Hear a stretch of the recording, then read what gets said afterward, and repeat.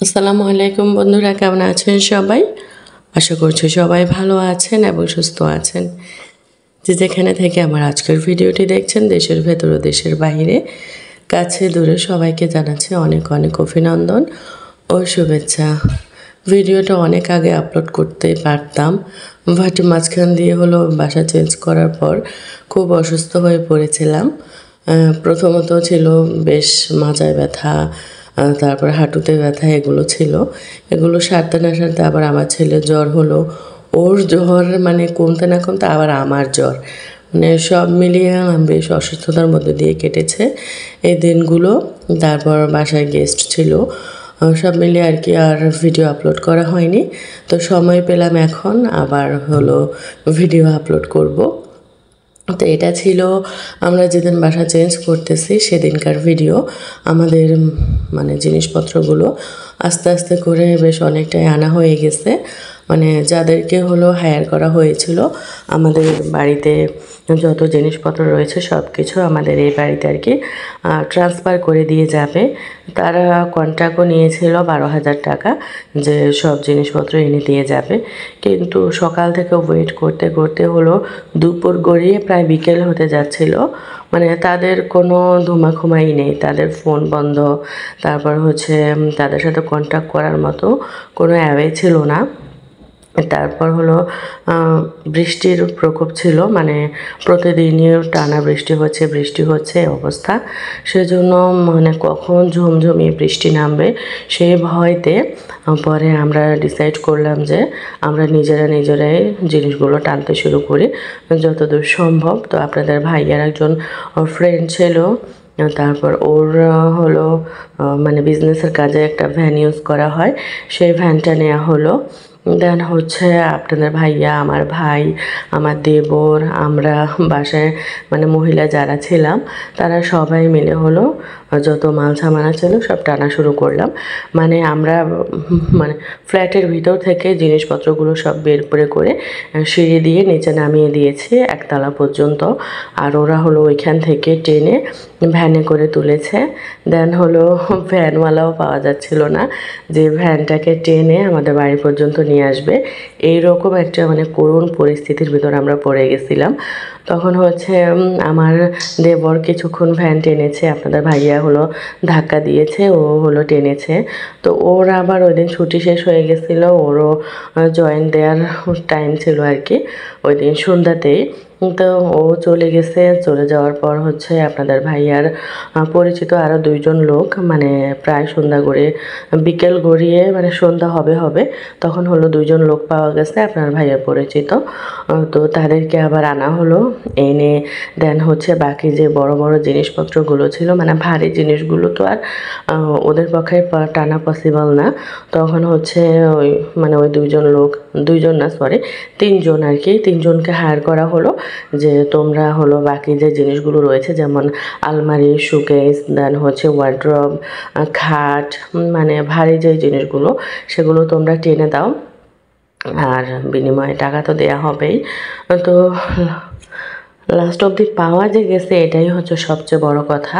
মানে আমরা লোকই খুঁজে পাচ্ছিলাম না। এদিকে আবার একটা সিন্ডিকেট রয়েছে, মানে দেখা যাচ্ছে এই এরিয়ার যে জিনিসপত্রগুলো বাড়ি চেঞ্জ হওয়ার পর ভাড়াটিয়াদের টানাটানি করে, সেটার জন্য একজন লোক রয়েছে। তো সে ভেবেছে যে আমরা তো তার কাছে বাধ্য, আমাদের জিনিসগুলো তাকে দিয়ে নিতে হবে। সেটা সে আমাদেরকে একদিন ঘোরাক, 2 দিন ঘোরাক বা 1 সপ্তাহ ঘোরাক, তাকে দিয়ে আমরা নিতে বাধ্য। মানে পরে আমরা শুনতে পেরেছি যে উনি নাকি দোকানে কথাগুলো বলাবলি করছিল। যাই হোক, আল্লাহ তার হেদায়েত দান করুক। সে যে কাজটা করেছে এটা একদমই ভালো করেনি, খুবই বাজে কাজ হয়েছে, মানে আমাদের খুব কষ্ট হয়ে গেছে। যাক, অবশেষে আলহামদুলিল্লাহ আমরা সুন্দরভাবে বাড়ি এসে পৌঁছে গেছি। আর এই তো আমাদের ভারী জিনিসগুলো আপনাদের ভাইয়া, ওর ফ্রেন্ডস, দেন হচ্ছে আরও লোকজন ছিল, ওরা সবাই মিলে হচ্ছে নিয়ে এসেছে। এখন হচ্ছে যে ভারী জিনিসগুলো টানাটানি করতে অসুবিধা সেগুলো হলো আমরা জায়গা মতোই আর কি একবারেই বসিয়ে দিচ্ছি যেন পরে আর টানা হেঁচড়া করতে না হয়। তাই আপনাদের ভাই আমাকে জিজ্ঞেস করতেছিল যে কোন জিনিসটা কোথায় রাখবো, কোন রুমে কে থাকবে, সেজন্যই আর কি আমি আর আমার ভাইয়ের বউ চলে এসেছে আগে আগে, কারণ আমরা হলো দেখিয়ে দিচ্ছিলাম কোন কোন জায়গায় কোনটা রাখবে। তো এটা যেহেতু ডাইনিং স্পেস, তাই ডাইনিংয়ের পাশেই হচ্ছে শোকেসটা রাখা হলো, দেখতে ভালো লাগে। আর এই পাশে হচ্ছে কিছুটা জায়গা ছিল, সেখানে হচ্ছে আমাদের 3 সিটারের যে সোফাটা রয়েছে সেটা ফেলা হয়েছে, আর দুইটা সিঙ্গেল সোফা রয়েছে, সেগুলো গেস্ট রুমে রাখা হয়েছে। এখানে রাখা যেত, বাট রাখলে হলো হিজিবিজি হয়ে যাচ্ছে, মানে হাঁটা চলায় একটু সমস্যা হচ্ছে, তাই ওই দুইটা হচ্ছে গেস্ট রুমে ট্রান্সফার করে দিয়েছি। মানে খুব কষ্ট হয়ে গেছিলো আজকের দিনটা আমাদের। আপনাদের ভাইয়ার অবস্থা দেখেন, মানে বেচারা ভারী ভারী জিনিসগুলো তো ওগুলো হলো সবগুলোর সঙ্গে ধরে টরে নামিয়েছে, তো তার গায়ে ময়লা টয়লা লেগে একদম অবস্থা খারাপ হয়ে গেছে। আর আপনাদের ভাইয়া যদি না থাকতো তাহলে কী যে হতো, মানে সে বুদ্ধি করে তার বন্ধুর ভ্যান ট্যান নিয়ে জিনিসপত্রগুলো টানা শুরু করেছে, বিধায় আমরা একদিনের ভিতর সমস্ত জিনিস এনে পৌঁছতে পেরেছি। না হলে আমাদের হয়তো আরও 2-1 দিন লেগে যেত। তবে একদিনে সব আনা হয়নি, যেমন আমাদের এসি, ফ্যান, তারপরে হচ্ছে আরও টুকটাক অনেক জিনিসপত্র রয়েছে, ওইগুলো হলো পরের দিন গিয়ে আনা হয়েছে।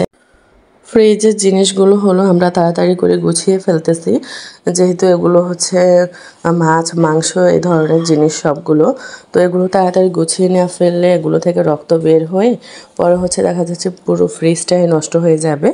তাই এগুলো বরফ থাকা অবস্থাতে আবার রেখে দিচ্ছি, তাহলে খুব সুবিধা হয়। না হলে হচ্ছে গলে পলিথিন দিয়ে হচ্ছে পানি পড়ে ফ্রিজ নোংরা হয়ে যায়, আর ডিপ ফ্রিজটা ক্লিন করা আমার কাছে বেশ ঝামেলার মনে হয়।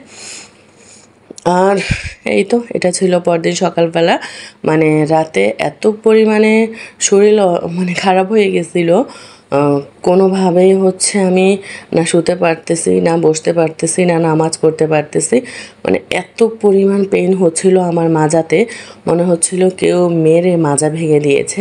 যেহেতু ভারী ভারী জিনিসগুলো সব সিঁড়ি দিয়ে টানাটানি করেছি আর হঠাৎ করে করেছি, এই ধরনের ভারী কাজগুলো তো আর প্রতিদিন করা হয় না, মানে হঠাৎ করে করাতে হচ্ছে মাজায় সমস্যা হয়ে গেছে। আর এমনিতেও সিজারের পর থেকে আমার মাজাতে বেশ একটা বড় ধরনের সমস্যা দেখা দিয়েছে। বেশিক্ষণ দাঁড়িয়ে থাকা বা বসে থাকা বা শুয়ে থাকা যে কোনো কিছুতেই আমার প্রচণ্ড পরিমাণে কোমরে পেইন হয়, মানে সহ্য করার মতো না, অসহ্য একটা যন্ত্রণা হয়।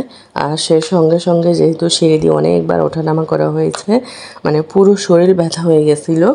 রাতে আর কোনো ধরনের কোনো ভিডিওই করিনি, জাস্ট কোনো রকম সবাই কয়টা খেয়ে তারপর হচ্ছে যে মানে এক একজন এক একভাবে যে যে জায়গায় পেরেছি শুয়েছিলাম। আম্মু, তারপর আমার নানু এর রুমে শুয়েছিল, আমার ভাইয়েরা এখানে শুয়েছিল। ফ্যানগুলো তো আনা হয়নি, সো মানে চার্জার ফ্যান ছিল, ওইগুলো দিয়ে দিয়ে আর কি রুমে রুমে শোয়া হয়েছে। আর 2টা ফ্যান হলো লাগানো হয়েছে, একটা এই সাইডে লাগানো হয়েছিল, আর ওইটা আপনাদের ভাইয়া রাতের 2:30টার দিকে সেট করেছে, যেহেতু ওইখানে শুভ। আর আমার বাচ্চা রয়েছে, ও হচ্ছে গরম সহ্য করতে পারে না, সেজন্য আর কি ওই ফ্যানটা এত রাতে আপনাদের ভাইয়া লাগাতে বাধ্য হয়েছে, না হলে তার শরীরে কুলার ছিল না।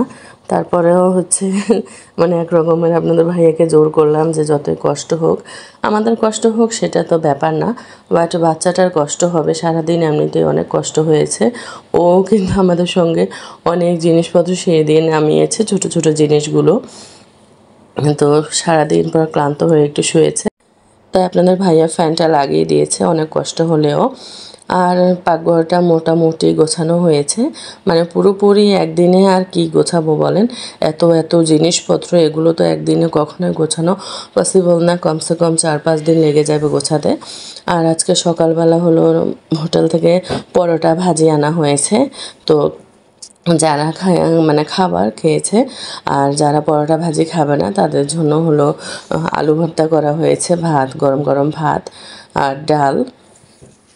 তো খাওয়া দাওয়া শেষ অনেক আগেই, এখন হচ্ছে আমি দেখলাম যে একটু আলু ভর্তা আছে আর 2টা পরোটা আর কি রয়ে গেছে সকালবেলার, তো আমি ভাবলাম যে একটু আলু ভর্তা দিয়ে পরোটা খাই, মানে বেশ মজা লাগে আমার কাছে পরোটা দিয়ে আলু ভর্তা দিয়ে। আপনারা কে কে খেয়েছেন জানাবেন আমাকে।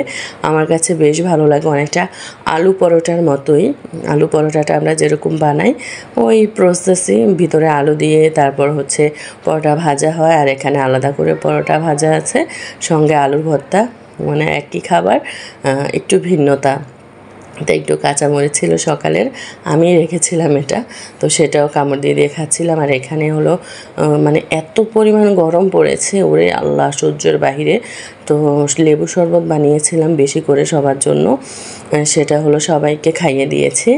এখন আমি মানে বেশ ক্ষুধা লেগেছে, এখন বেলা অনেকই হয়েছে, প্রায় 12টা 1টা মনে হয় বেজে গেছে। তো একটু খেয়ে নিচ্ছিলাম। আর আজকের মতো তাহলে এখানেই বিদায় নিব।